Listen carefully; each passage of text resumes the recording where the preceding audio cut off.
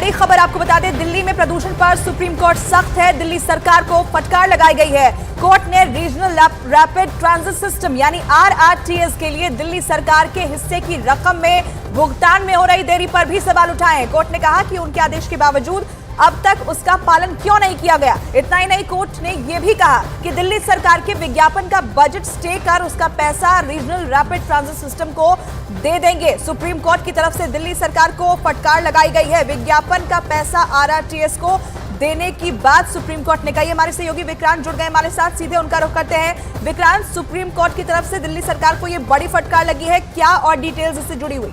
देखिए, पॉल्यूशन के मामले पर सुनवाई चल रही थी जिसमें तमाम राज्य सरकारों का अलग अलग मुद्दे पर कोर्ट डील कर रहा था।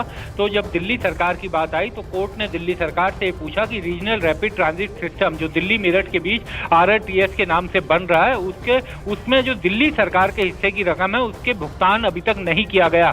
कोर्ट ने साफ कहा कि अप्रैल में आश्वासन दिया था दिल्ली सरकार की तरफ से कि हम जल्दी से जल्दी अपना हिस्से का पैसा दे देंगे, उसके बावजूद अभी तक पैसा नहीं दिया गया। कोर्ट ने यह भी कहा कि 3 साल का जो हमने आपके विज्ञापन का डिटेल मांगी थी तो उसके मुताबिक 1100 करोड़ रुपए करीब 3 साल में विज्ञापन के बजट का प्रावधान था और इस साल वो करीब 550 करोड़ रुपए था।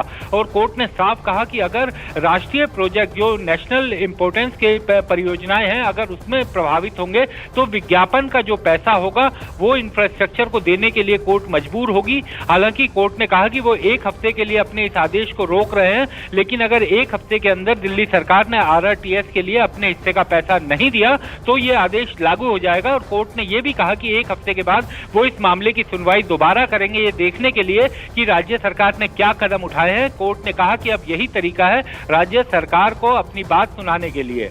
बिल्कुल विक्रांत, तो 1 हफ्ते का स्टे यहां जरूर मिला है दिल्ली सरकार को, लेकिन ये कड़ी फटकार लगी है सुप्रीम कोर्ट की तरफ से।